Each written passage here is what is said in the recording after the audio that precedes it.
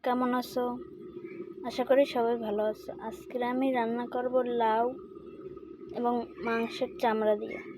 আমার লাগতেছে লাউ, মাংসের চামড়া আর হলুদ গুঁড়া, তারপর মরিচ গুঁড়া, তারপর রসুন, তারপর ধুনগে জিরে একসাথে গুঁড়ো করা, আর লাগতেছে ধুনগে পাতা।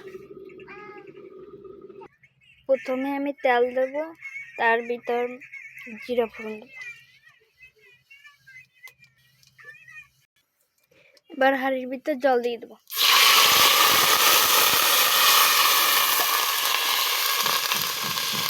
তার ভিতর রসুন, হলুদ গুঁড়া, মরিচ গুঁড়া আর ধনিয়ার গুঁড়া আর ধনে পাতা দিয়ে দেবো।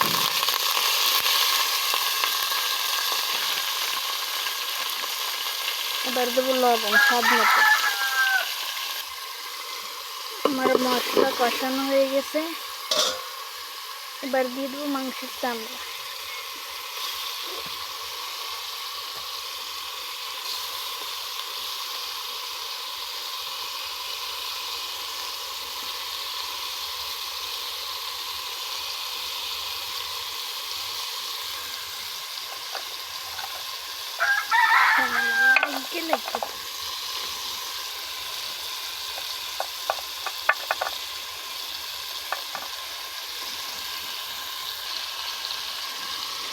ভালোভাবে কষাই নেব।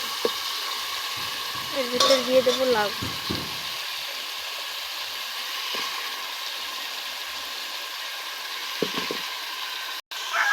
ভালোভাবে কষাইয়া এবার জল দিয়ে দেবো।